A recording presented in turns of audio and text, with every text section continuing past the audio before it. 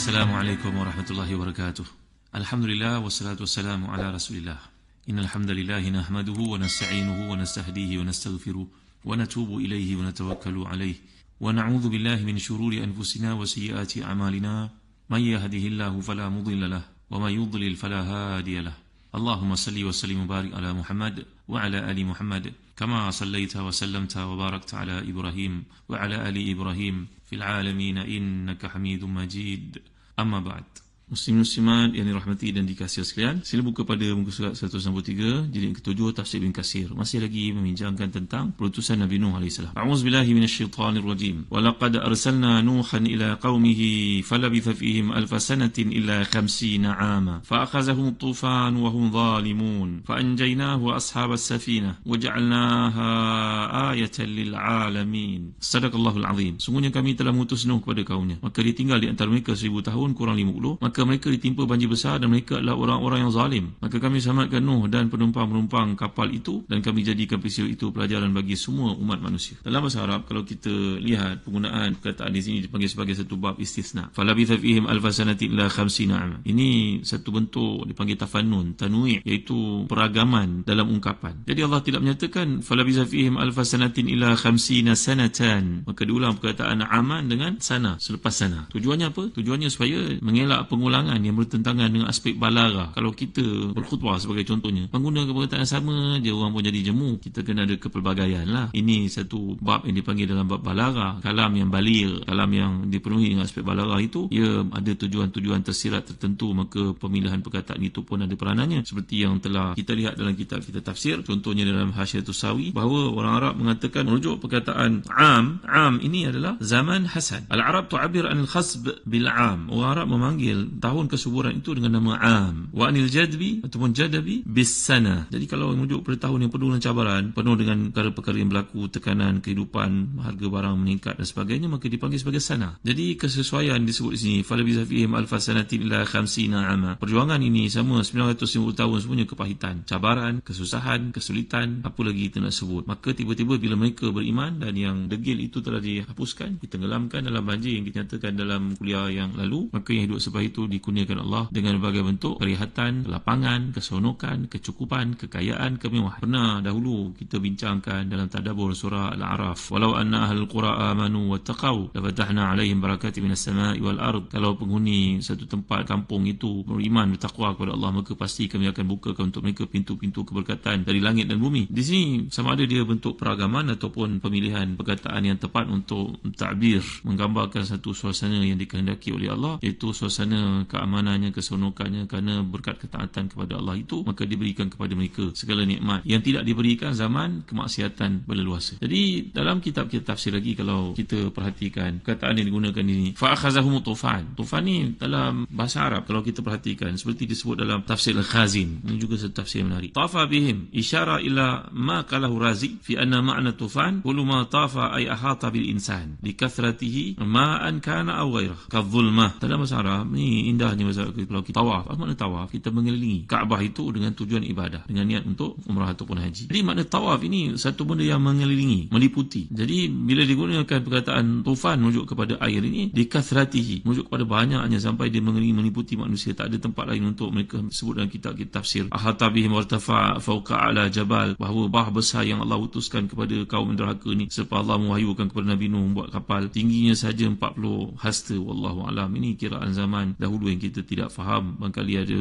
satu bentuk exaggerate padanya, ada satu bentuk yang dipanggil sebagai melampau-lampau dalam sebutan satu benda. Wallahu alam. Kan ini semua kisah-kisah Israeliat. Samalah dalam kuliah yang lalu, bagaimana nama Nabi Nuh itu dipanggil sebagai contohnya dalam kisah-kisah Israeliat, sampai bahawa baginda menyesali, bahawa baginda menangis ke hadirat Allah SWT selepas tersilap merasa keburukan yang ada pada makhluk yang namanya anjing itu. Wallahu alam. Jadi yang selamat dalam peristiwa ini, wa kanu 78 nafsan nisfum dhukur wa nisfuhum inath. Minhum awladu Nuh, Sam, wa Ham, wa Yafith, wa nisa'uhum. Dalam tafsir Madarik Tanzil mengatakan bahawa bilangan yang selamat ini 78 orang ataupun 80 orang. Separuh daripadanya lelaki, separuh daripadanya perempuan. Dan di kalangan yang selamat ini adalah 4 orang anak Nabi Nuh. Sam, Ham, Yafith. 3 orang anak lelaki Nabi Nuh. Sam, Ham dan juga Yafith yang telah kita pelajari pada kuliah yang lalu. Mereka ni merupakan bapa kepada orang-orang Arab, bapa kepada orang Afrika dan bapa kepada orang Eropah yang telah kita melihat dikemukakan pandangan ahli tafsir terhadap perkara ini. Memadailah untuk kita faham setakat itu saja. Jadi setelah Allah Taala bawakan penjelasan tentang kewajipan dan macam-macam kerja taklif mukallaf yang telah kita bincang tentang tema, 3 tema yang dikemukakan dalam ayat yang lalu, kemudian janji terhadap orang beriman yang benar dalam keimanannya, pahala yang besar dan ancaman untuk si kafir, si munafik yang tidak boleh bertahan dalam ujian dikenakan kepadanya, dia merasakan bahawa ujian Allah ataupun azab Allah itu sama je dengan masalah apa-apa isu yang dihadapi, tekanan manusia terhadapnya. Telah kita bincang dalam kuliah terdahulu. Kemudian Allah membawa kepada kita kisah Nabi yang paling panjang umurnya, itu Nabi Nuh. Seruan kepada kaumnya sahaja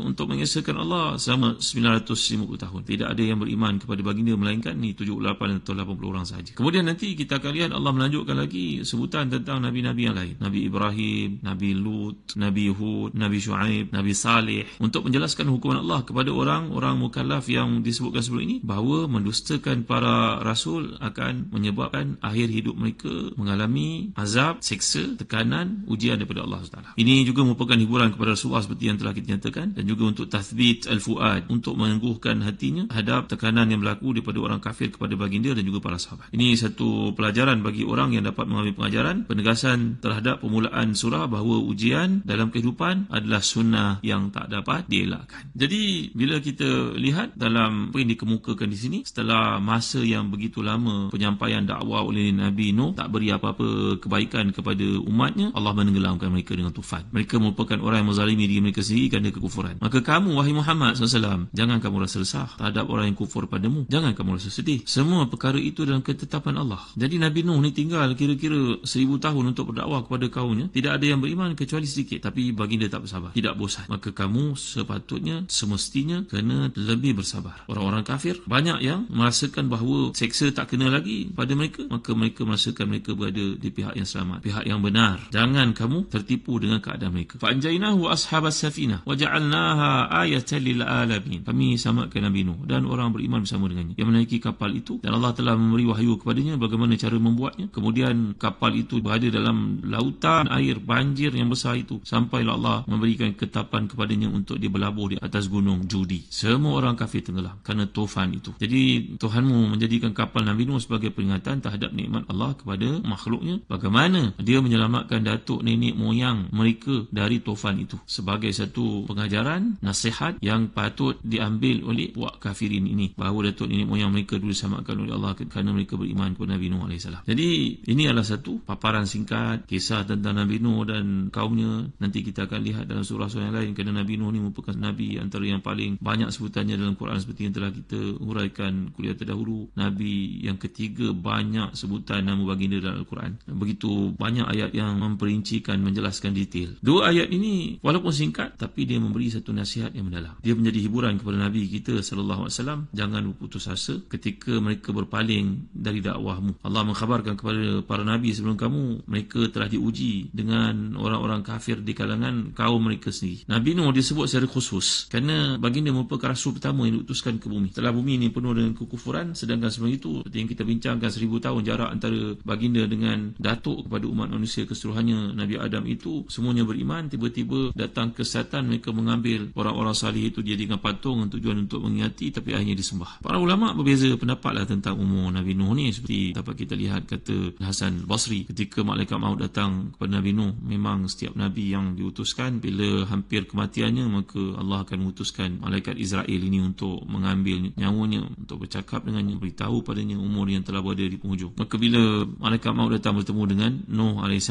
bertanya kepadanya, berapa umur engkau sebenarnya wahai Nuh? Jawapan Nabi Nuh AS, 300 tahun sebelum aku diutus, 950 tahun bersama kaumku, 350 tahun setelah tufan. Berapa umur Nabi Nuh? Nampaknya lebih pada 1500 tahun. Lalu malaikat maut bertanya kepadanya, bagaimana kau melihat dunia wahai Nuh? Jawapan Nuh AS, seumpama seorang yang memasuki sebuah rumah yang mempunyai 2 pintu, masuk dari arah sini dan keluar dari arah sana. Nak menceritakan betapa pendeknya usia yang diberikan oleh Allah, walaupun sepanjang 1500 tahun seperti itu, tetap dirasakan seorang Nabi Allah. Nabi Allah ni pastinya merupakan orang yang tinggi kesalihannya, melihat tak ada apa yang patut dibanggakan dengan dunia dan tak ada apa yang patut nak diambil, kerana semuanya akan berakhir. Walaupun begitu lama dakwah yang telah pun dilakukan oleh Nabi yang mulia ni, tak ada yang beriman kepadanya melainkan sekelompok kecil saja. Maka begitu juga kita dalam hidup pada jangan tertipu pada bilangan yang ramai. Kalau kesemua yang ramai itu masuk ke neraka, apa kita nak banggakan dengan bilangan itu? Maka ikutlah kebenaran walaupun tidak ramai yang bersama-sama dengannya. Demikianlah kata para salafus salih, bahawa jangan ikut pada bilangan ramai, jangan tertipu dengan bilangannya, tapi ikutlah golongan yang benar walaupun bilangannya tak seberapa. Jadi dalam kisah ini nampak signifikan nasib ataupun kesudahan hidup orang mukmin dan juga orang kafir. Adapun orang yang pertama, mereka diselamatkan oleh Allah dalam kapal yang dibuat oleh Nabi Nuh, naik dalamnya, selamat dari tenggelam. Adapun si kafir yang mendustakan, mereka telah pun ditenggelamkan oleh Allah. Dan Allah menjadikan bila hukuman ataupun keselamatan sebagai pengajaran yang patut diambil sebagai nasihat terhadap mereka yang ingin mendapatkan nasihat. Kemudian kita masuk pada ayat yang ke-16, iaitu firman Allah Subhanahu wa taala mengisahkan utusan Nabi Ibrahim. A'udzubillahi minasyaitonirrajim. Wa Ibrahim idz qala liqaumihi ibudullaha wattaquh dzalikum khairul lakum in kuntum ta'lamun. Innama ta'buduna min dunillahi awthana wa takhluquna ifka. Innal ladzina ta'buduna min dunillahi la yamlikuna lakum rizqan fabtaghu 'indallahi rizq wa'buduhu washkuru lahu ilayhi turja'un. Wa in tukadzibu faqad kadzdzaba umamun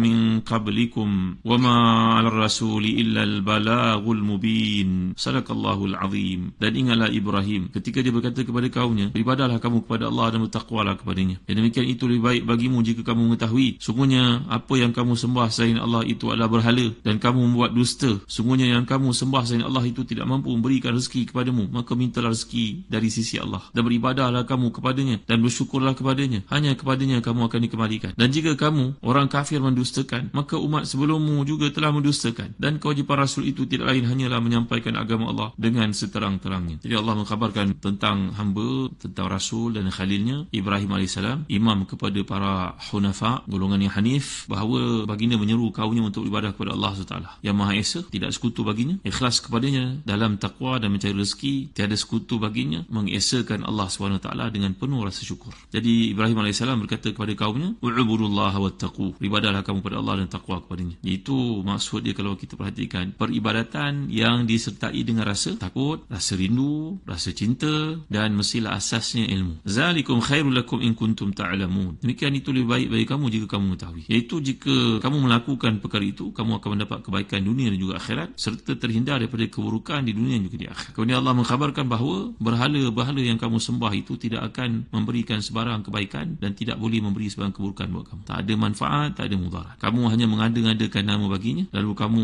nyatakan ia sebagai Tuhan, padahal dicipta oleh tangan kamu sendiri. Demikianlah dapat kita lihat dalam pandangan oleh Imam Al-Aufi daripada Ibn Abbas. Itu juga merupakan pendapat daripada Mujahid dan juga Suddi. Daripada Ibn Abbas juga mengatakan bahawa kamu ni membuat pendustaan, wa takhluquna ifka. Kamu ni membuat pendustaan, iaitu membuat patung-patung. Jadi kalau kita perhatikan penggunaan perkataan yang dibawakan oleh Quran, wa takhluquna ifka, ni dalam bahasa Arab ada hazaf di sini. Asalnya perkataan ta ini ada dua. Jadi bila disebut satu, ini merupakan satu bab untuk penyebutan yang ditakhfifkan, iaitu bila menyebut tentang ifka ni, ifka dibaca juga afika dalam qiraat yang berbeza, seperti juga kazib, la'ib. Jadi ini merujuk kepada perbuatan penyembahan perkara selain daripada Allah SWT. Apa sahaja disembah itu merupakan satu pembohongan, penipuan diri kamu sendiri. Bahawa fitrah yang benar akan mengatakan dia merupakan perkara yang tidak betul. Mengapa kamu melakukannya? InsyaAllah kita akan lihat dan kuliah akan datang lebih lanjut lagi perutusan Nabi Ibrahim AS dalam sebutan senarai yang kedua, Nabi-Nabi yang dibawakan oleh Allah sebagai satu hiburan dan motivasi untuk Rasulullah secara khusus dan juga umat Islam secara umumnya, bahawa perjalanan dakwah ini memang berliku. Selagi mereka beriman, maka berbagai ujian akan tampil dalam hidup mereka. Wallahu a'lam wa sallallahu ala sayyidina Muhammad wa ala alihi wa sahbihi wa baraka wa sallam. Walhamdulillahi rabbil alamin wa barakallahu fikum. Wassalamualaikum warahmatullahi wabarakatuh.